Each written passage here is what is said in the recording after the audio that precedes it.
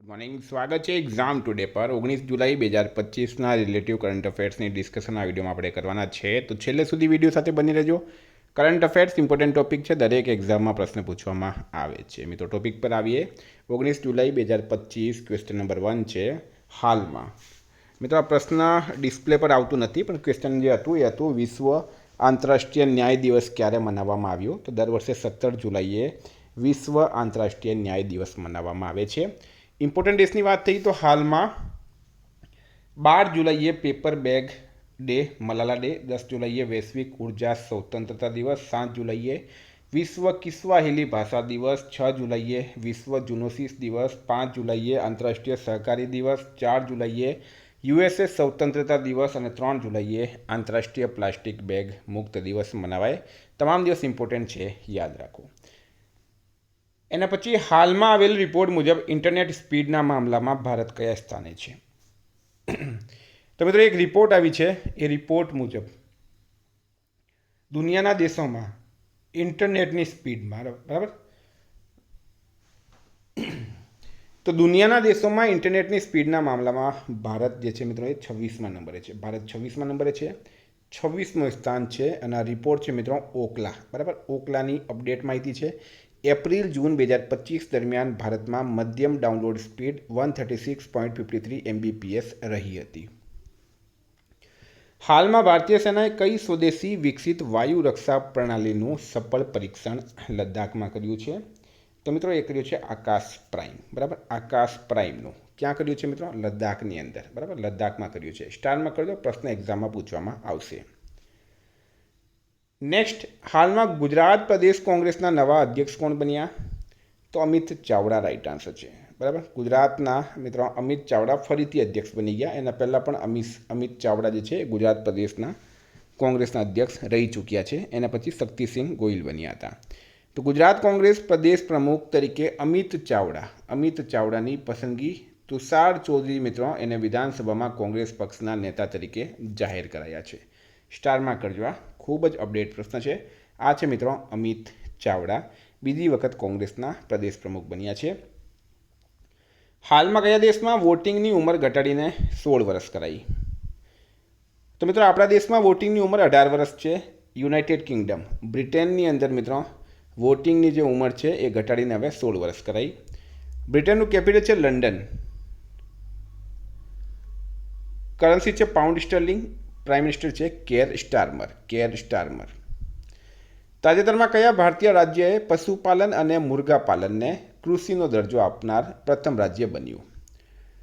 તો જે પશુપાલન છે મિત્રો અને મુર્ગાપાલન, પશુ એટલે ગાય ભેંસ અને મુર્ગાપાલન, બરાબર, આને પણ હવે કૃષિનો દરજ્જો આપ્યો છે. એટલે કે જે ખેડૂતોને જે પણ સુવિધા સરકાર દ્વારા પાડવામાં આવે છે એ પશુપાલન અને મુર્ગાપાલન કરનારને પણ આપવામાં આવશે.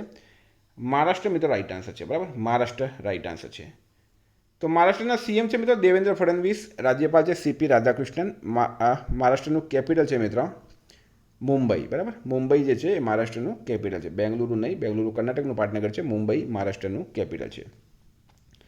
હાલમાં મહારાષ્ટ્રમાં ભારતનું પ્રથમ પાણીની અંદરનું સંગ્રહાલય અને કૃત્રિમ કોરલ રીફનું ઉદ્ઘાટન કરાયું. મહારાષ્ટ્ર સરકાર 1 ઓક્ટોબરથી જીઓ ટેગ્ડ 13 અંકનો ઇન્ફ્રા આઈડી લોન્ચ કરશે. મહારાષ્ટ્ર સરકારે કપાસ, હળદર, મકાઈના ખેડૂતો માટે હેજિંગ ડેસ્ક શરૂ કર્યું છે. મહારાષ્ટ્ર સરકાર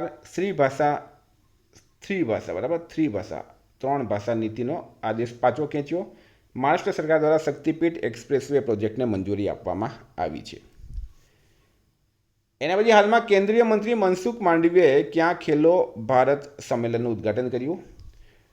તો કેન્દ્રીય રમતગમત મંત્રી છે મિત્રો, યુવા બાબતોના મંત્રી છે મનસુખ માંડવીયા, આપણા ગુજરાતના છે, ગુજરાતી સાંસદ છે લોકસભાના, બરાબર. મનસુખ માંડવીયાએ ખેલો ભારત સંમેલનનું ઉદ્ઘાટન કર્યું છે ન્યૂ દિલ્હી ખાતે. નેક્સ્ટ છે હાલમાં કઈ મહિલા હોકી ખેલાડીએ મેજિક સ્કિલ એવોર્ડ જીત્યો છે? તો કઈ મહિલા હોકી ખેલાડીએ મેજિક સ્કિલ એવોર્ડ જીત્યો? દીપિકા, બરાબર, દીપિકા. ડિટેલમાં માહિતી દઈએ મિત્રો. ભારતીય મહિલા હોકી ટીમની સ્ટ્રાઇકર દીપિકાએ FIH પ્રો લીગ 2024-25 સિઝનના ભુવનેશ્વર લેગ દરમિયાન નેધરલેન્ડ સામેના તેના ફિલ્ડ ગોલ માટે પોલીગ્રાસ મેજિક સ્કિલ્સ એવોર્ડ જીત્યો છે. FIH હોકી પ્રો લીગની 2024-25 સિઝન માટે પોલીગ્રાસ મેજિક સ્કિલ એવોર્ડના વિજેતાઓનો નિર્ણય વિશ્વભરના હોકી ચાહકો દ્વારા મતદાન દ્વારા લેવામાં આવ્યો છે. એવોર્ડ્સની વાત થઈ તો સોનલ માનસિંગને 2023ના શંકર દેવ પુરસ્કારથી સન્માનિત કરાયા. અનાહત સિંહ PSA મહિલા ચેલેન્જર પ્લેયર ઓફ ધ સિઝનનો એવોર્ડ જીત્યો. સારા જોસેફ માતૃભૂમિ સાહિત્ય પુરસ્કારથી સન્માનિત કરવામાં આવ્યા. ઝારા ચૌધરી 2025 શક્તિ ભટ્ટ પુરસ્કાર જીત્યો. પ્રધાનમંત્રી નરેન્દ્ર મોદીને ધર્મ ચક્રવર્તીનું બિરુદ આપવામાં આવ્યું. PM નરેન્દ્ર મોદીને સાયપ્રસના સર્વોચ્ચ નાગરિક સન્માન grand collar of the order ઓફથી સન્માનિત કરવામાં આવ્યા. આચાર્ય પ્રશાંતને સૌથી પ્રભાવશાળી પર્યાવરણવાદી એવોર્ડ મળ્યો છે. હાલમાં કોણ મણિપુરના નવા મુખ્ય સચિવ બન્યા? તો મિત્રો રાઇટ આન્સર છે પુનીત ગોયલ. બરાબર, પુનીત ગોયલ જે છે એ મણિપુરના નવા મુખ્ય સચિવ બન્યા છે હાલમાં. સ્ટારમાં કરજો મિત્રો, પુનીત ગોયલનો તમે ફોટો જોઈ શકો છો. તાજેતરમાં કયા IIM એ શૈક્ષણિક નવીનતા કેન્દ્ર જ્ઞાનોદય શરૂ કર્યું છે? તો મિત્રો પ્રશ્ન છે કયા IIM એ? તો કોઝિકોડે શું કર્યું મિત્રો? જ્ઞાનોદય શરૂ કર્યું છે. બરાબર, કોઝિકોડ શું છે મિત્રો? કોઝિકોડ IIM છે, ઇન્ડિયન ઇન્સ્ટિટ્યૂટ ઓફ મેનેજમેન્ટ. તો રાઇટ આન્સર છે મિત્રો આમાં IIM કોઝિકોડ. બરાબર, તો ઇન્ડિયન ઇન્સ્ટિટ્યૂટ ઓફ મેનેજમેન્ટ કોઝિકોડે Gyanodaya centre for teaching innovation and publication નામની એક અગ્રણી પહેલ શરૂ કરી છે, જેનો ઉદ્દેશ્ય મેનેજમેન્ટ શિક્ષણમાં નવીનતાને પ્રોત્સાહન આપવા અને જ્ઞાનના પ્રસારને સશક્ત બનાવવાનો રહેશે. સ્ટારમાં કરજો મિત્રો. બરાબર, હાલમાં ગુજરાતનું કયું શહેર પ્રથમ સ્લમ ફ્રી સિટી બનશે? સ્લમ એટલે ઝોપડપટ્ટી. તો સ્લમ ફ્રી સિટી બનાવવામાં આવશે વડનગર. વડનગરથી યાદ આવ્યું નરેન્દ્ર મોદીનો જન્મ ક્યારે થયો હતો? 17 સપ્ટેમ્બર 1950. ગુજરાતના મહેસાણાના વડનગરમાં હીરાબાના ઘરે નરેન્દ્ર મોદીનો જન્મ થયો હતો. બરાબર, નરેન્દ્ર મોદી હાલમાં ત્રીજી વખત દેશના વડાપ્રધાન બન્યા છે. તો એમનું ગામ છે વડનગર, અને વડનગરમાં મિત્રો શર્મિષ્ઠા તળાવ આવેલું છે, એ પણ યાદ રાખવાનું. વડનગર બનશે ગુજરાતનું પ્રથમ સ્લમ ફ્રી સિટી. હાલમાં યુનિવર્સિટી ઓફ સાઉથેમ્પ્ટને ક્યાં પોતાનું કેમ્પસ ખોલ્યું છે? તો મિત્રો રાઇટ આન્સર છે ગુરુગ્રામ ખાતે. કેન્દ્રીય શિક્ષણ મંત્રી છે મિત્રો ધર્મેન્દ્ર પ્રધાન. બરાબર, કેન્દ્રીય શિક્ષણ મંત્રી છે ધર્મેન્દ્ર પ્રધાન. અને હરિયાણાના મુખ્યમંત્રી નાયબસિંહ સૈનીએ હરિયાણાના ગુરુગ્રામમાં સાઉથમ્પ્ટન યુનિવર્સિટીના પ્રથમ ભારતીય કેમ્પસનું સંયુક્ત રીતે ઉદ્ઘાટન કર્યું. આ ઐતિહાસિક પગલું નવા UGC નિયમો હેઠળ ભારતમાં પ્રથમ સંપૂર્ણ રીતે કાર્યરત વિદેશી યુનિવર્સિટી કેમ્પસ છે. હાલમાં કોની બિહાર ચૂંટણી માટે SVEEP આઇકન તરીકે નિમણૂક કરાઈ? તો પહેલાં મિત્રો માહિતી આપીને હું તમને આ SVEEPનું પૂરું નામ શું છે? તો એ છે systematic voters education and electoral participation program. Right answer છે મિત્રો આમાં 2, ક્રાંતિ પ્રકાશ ઝા અને નીતુ ચંદ્રા. બંને મિત્રો અભિનેતા અને અભિનેત્રી છે. ઉપરના બંનેની બિહાર ચૂંટણી માટે આઇકન તરીકે એટલે કે વોટર્સને લુભાવવા માટે ઇલેક્શન કમિશન દ્વારા નિમણૂક કરવામાં આવી છે. આ મિત્રો બંનેના તમે ફોટો જોઈ શકો છો. બિહારના છે એક્ટર અને એક્ટ્રેસ.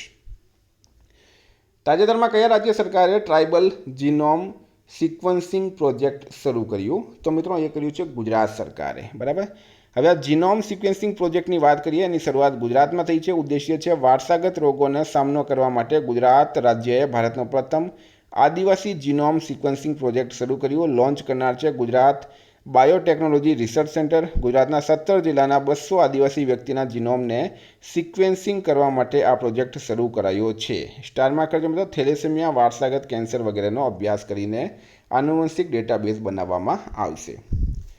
ભારતની દુર્લભ અને સૌથી લુપ્તપ્રાય જંગલી બિલાડી કેરાકલ. મિત્રો આ કેરાકલ શું છે? એક બિલાડી છે. બરાબર, કેરાકલ શું છે? એક બિલાડી છે. અને આના માટે આપણા માટે ઇમ્પોર્ટન્ટ રહી ગયું આ. બરાબર, તો મુખ્ય સંરક્ષણ સફળતા. ભારતની દુર્લભ અને સૌથી લુપ્તપ્રાય જંગલી બિલાડી કેરાકલ મધ્યપ્રદેશના ગાંધીસાગર વન્યજીવન અભયારણ્યમાં ચિત્તાના ઘેરામાં કેમેરામાં કેદ થઈ હતી. ક્યાં?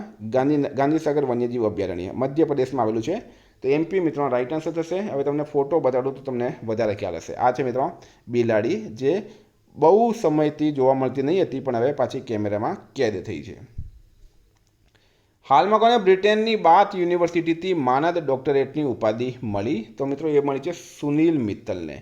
ભારતી એન્ટરપ્રાઇઝિસના સ્થાપક અને ચેરમેન સુનિલ ભારતી મિત્તલને મળી. 9મી વખત છે મિત્રો જ્યારે મિત્તલને કોઈ શૈક્ષણિક સંસ્થા દ્વારા માનદ ડોક્ટરેટની પદવી એનાયત કરવામાં આવી છે. કેટલામી વખત?